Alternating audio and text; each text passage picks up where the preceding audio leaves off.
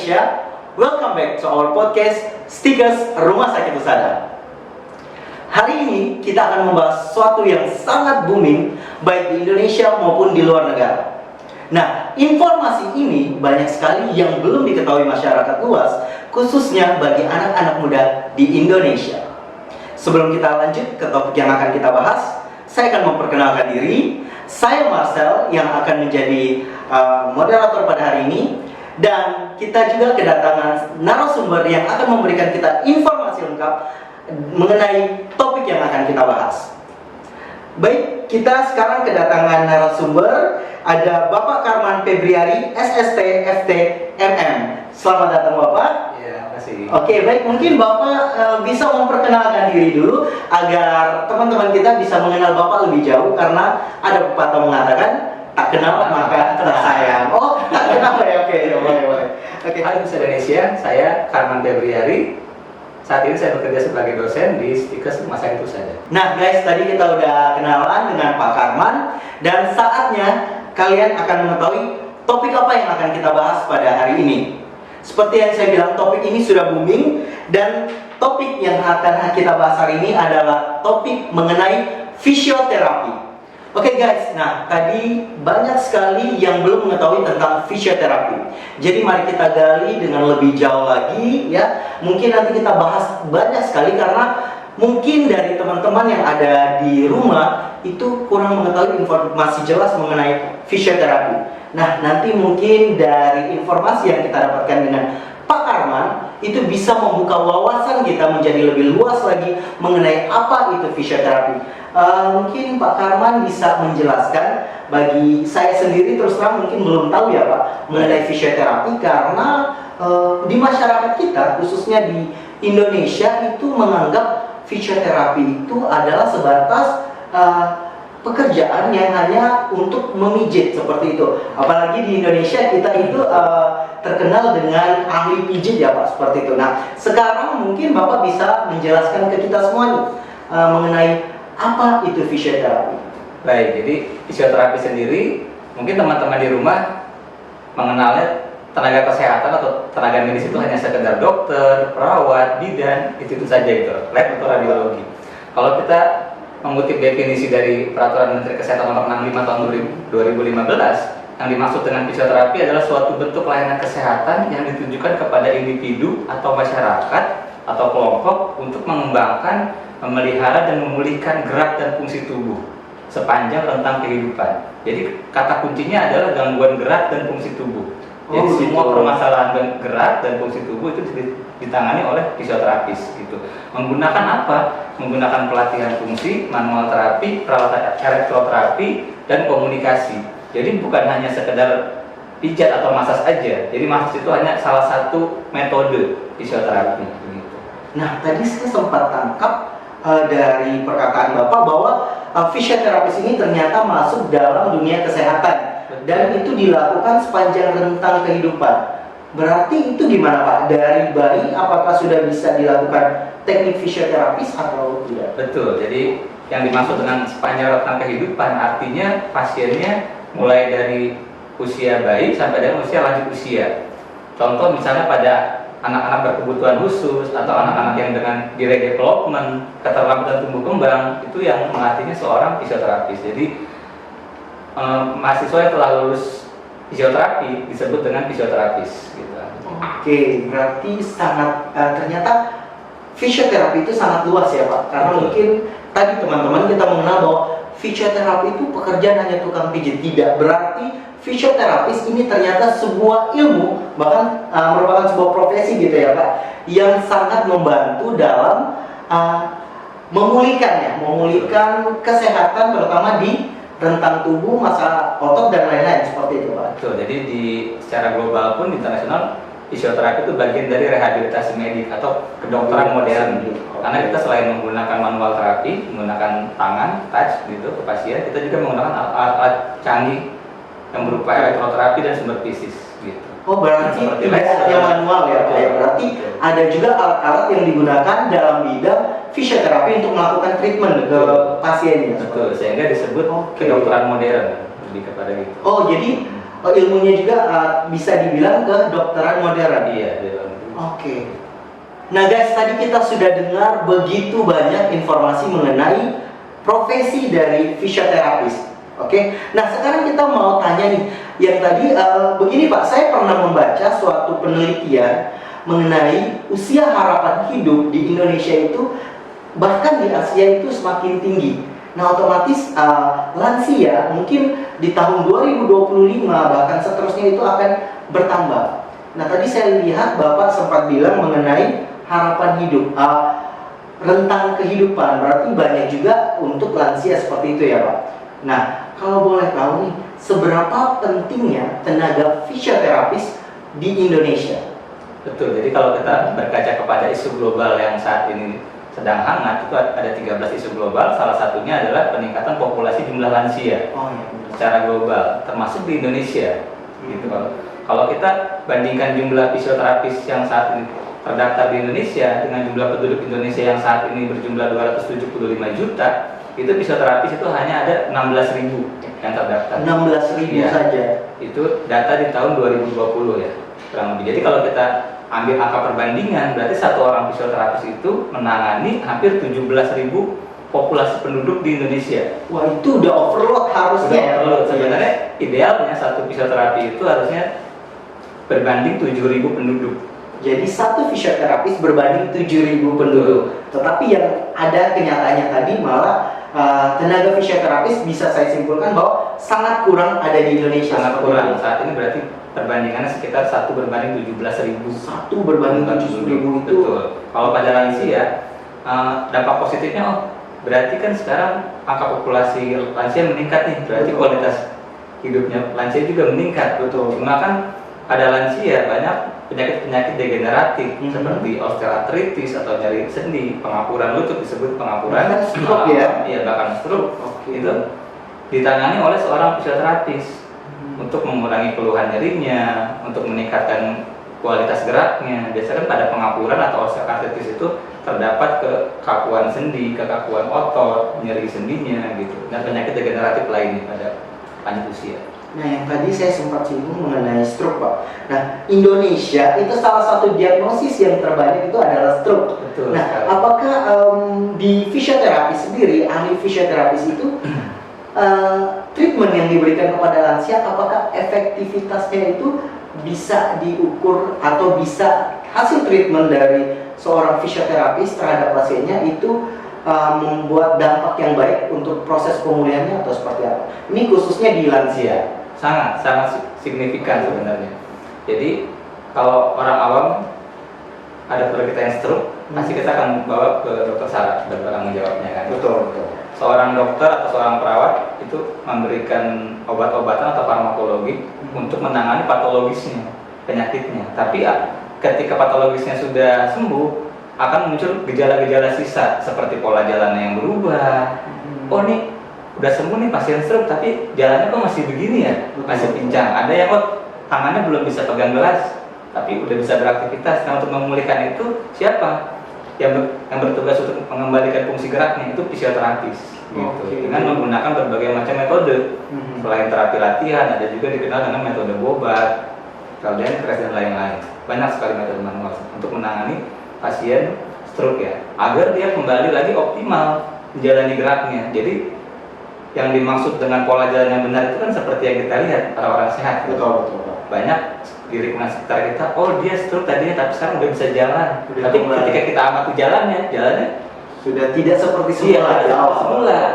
Berarti, nah ini tugasnya seorang fisioterapis untuk mengembalikan ke pola jalannya yang normal lagi. Berikan terapi yang seperti yang Bapak bilang. Nah, guys, berarti kita dapat simpulkan bahwa treatment dari seorang fisioterapis yang diberikan ke pasca pemulihan berbagai permasalahan kesehatannya, khususnya mengenai rentan gerak itu sangat efektif. Begitu ya Pak? Nah, tapi tadi juga kita simpulkan bahwa tenaga fisioterapis itu masih kurang. Berarti di Indonesia tenaga fisioterapis atau ahli fisioterapi itu sangat dibutuhkan. Sangat dibutuhkan, masih sangat dibutuhkan. Karena yang tadi saya kemukakan di awal itu idealnya harusnya satu negara itu 1 berbanding 7.000. Contohnya di negara Jepang itu hampir mendekati 1:7.000 dari jumlah penduduknya.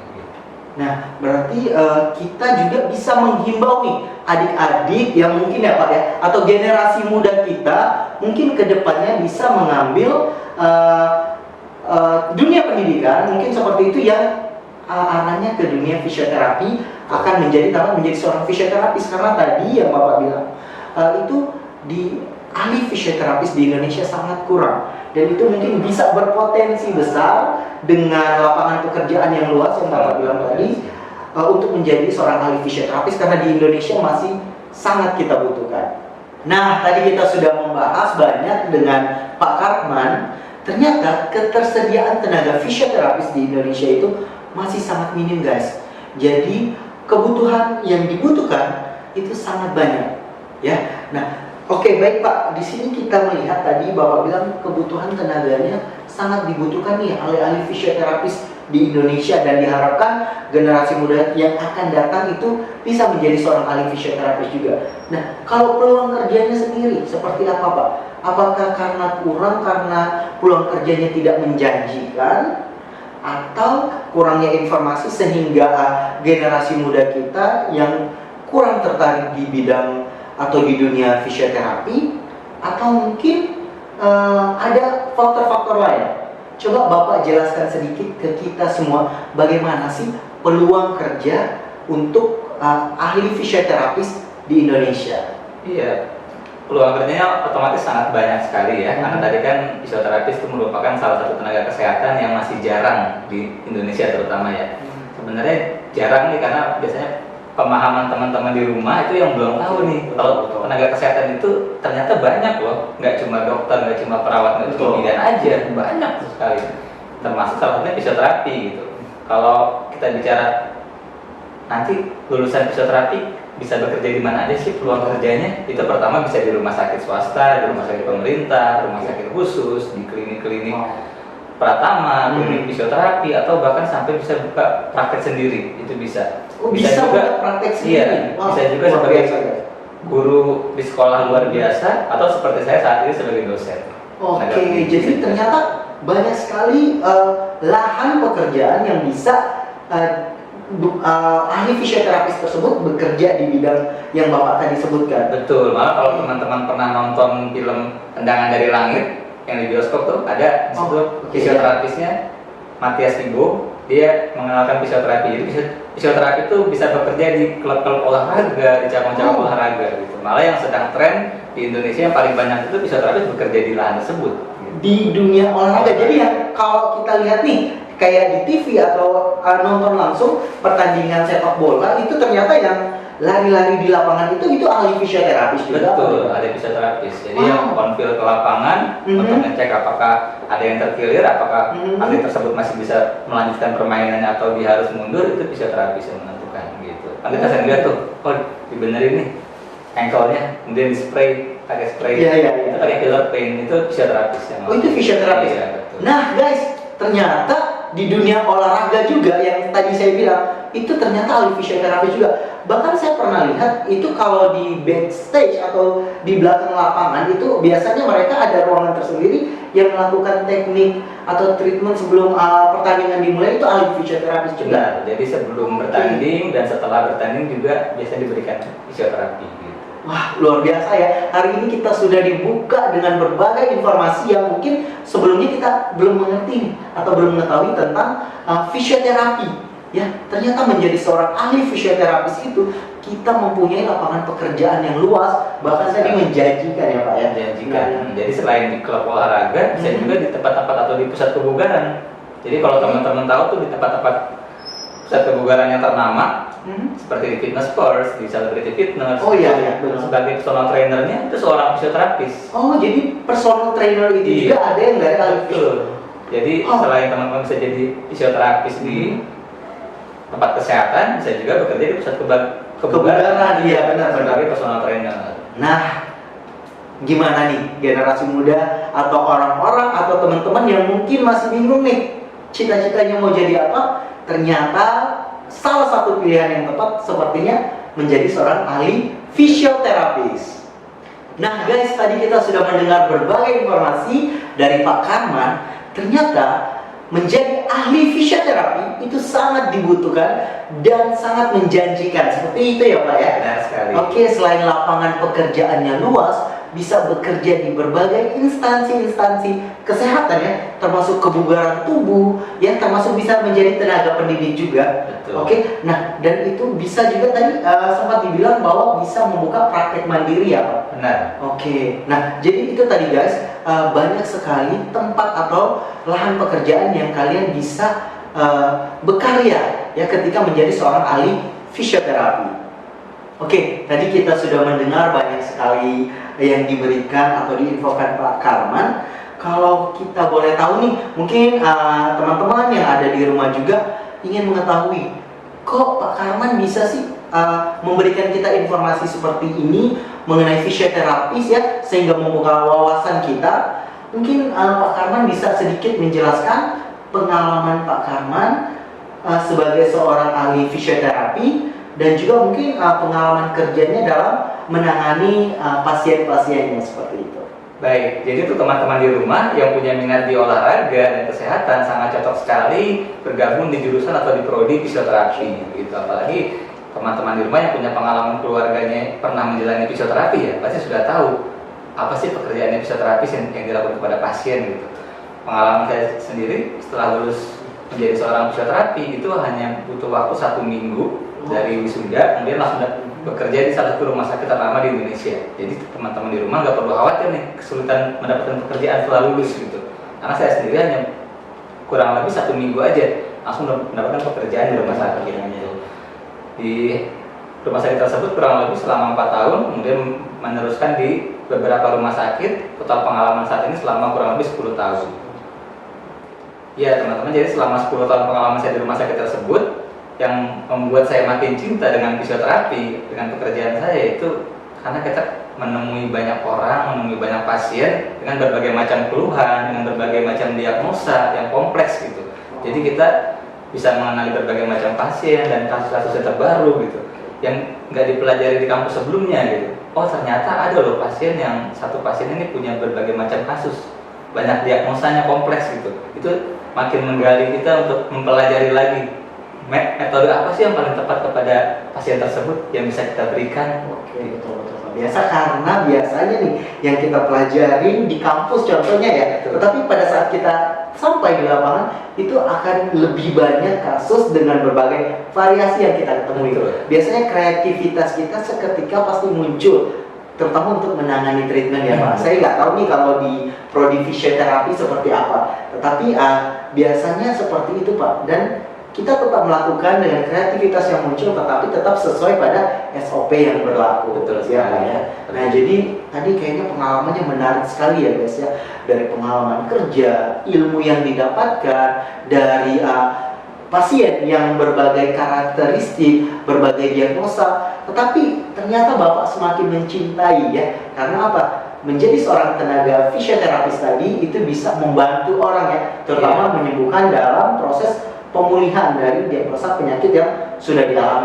Itu pemulihan gerak dan fungsinya, itu fisioterapi di situ perannya. Gitu. Oke, nah Selain kita juga bisa menolong orang dengan kompetensi kita juga jadi makin banyak relasi kan, makin banyak kenal dengan keluarga pasien, dengan pasien gitu. Betul. Nah, selain itu juga mungkin kita bisa untuk intern keluarga kita ya Pak ya. Jadi mungkin kita bisa merawat gitu ya untuk keluarga, ataupun setidaknya dari hal-hal yang kecil kita bisa turut melakukan treatment-treatment seperti itu Pak. Betul. Misalnya contoh kecilnya keluarga kita ada yang mengalami nyeri leher, nyeri bahu, nyeri pinggang. Nah pasti kita bisa. Saya sering juga tuh Pak, kayaknya setelah podcast ini bisa ya Pak ya. Bisa. Tapi for free lah ya, harga kawan gitu ya Pak ya. Bisa. Oke, boleh.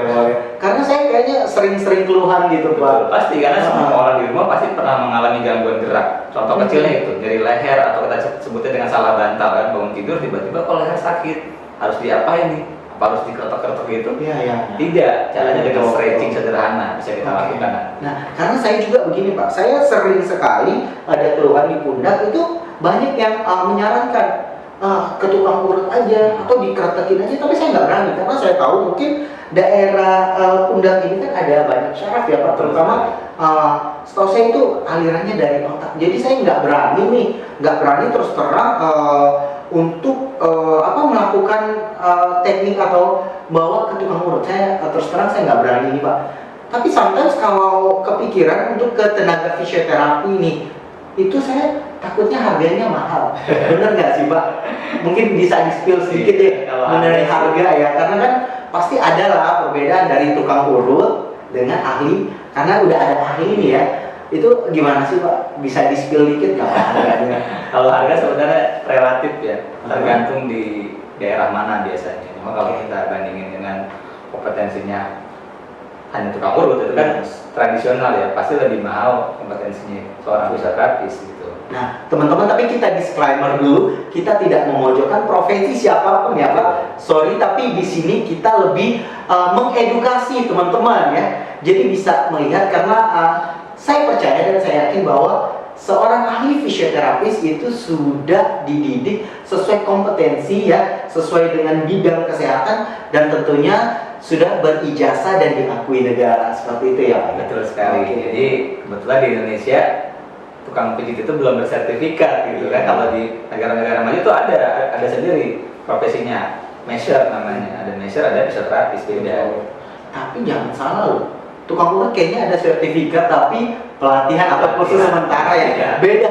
Ini adalah ijazah, lebih ke ijazah ya. Jadi teman-teman, untuk menjadi seorang ahli fisioterapis itu sangat menjanjikan dengan pengalaman yang baik dan tentunya sudah berkompetensi, dan pada saat mereka melakukan treatment, jadi kita tidak perlu lakukan lagi karena tidak hanya melakukan teknik tapi juga mungkin organ dalam dan persyarafan juga dipelajari ya Pak di fisioterapi. Iya, jadi 3 hal detail yang kita pelajari itu otot, saraf, dan sendi. Nah, teman-teman, kita mendalami lebih dalam dibandingkan tenaga kesehatan yang lain. Betul, otot, saraf, dan sendi. Iya, atau sebutnya dengan neuromuskuloskeletal. Wow. Jadi itu udah ilmunya udah terjamin ya Pak. Treatment yang diberikan juga sudah terjamin. Jadi jangan ragu-ragu lagi ketika ada permasalahan, bisa langsung ke ahlinya ya Pak, ahli fisioterapis.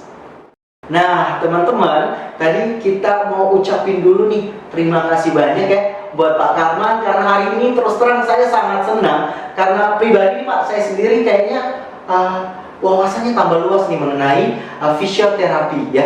Dan just for your information guys, bahwa saat ini Stikes Rumah Sakit Husada sedang membuka pendaftaran ya. Jadi bagi adik-adik yang belum mendapatkan tempat berkuliah atau mungkin nih masih ragu untuk berkuliah, jadi jangan lupa untuk mendaftarkan diri adik-adik berkuliah di Stikes Rumah Sakit Husada, karena kita mempunyai prodi-prodi unggulan ya. Salah satu prodi yang menjadi unggulan di kampus kita adalah prodi yang seperti tadi kita bahas, adalah prodi S1 fisioterapi dan profesi fisioterapi. Yang prodi kedua adalah prodi S1 keperawatan dan profesi nurse, dan prodi ketiga ada S1 administrasi kesehatan.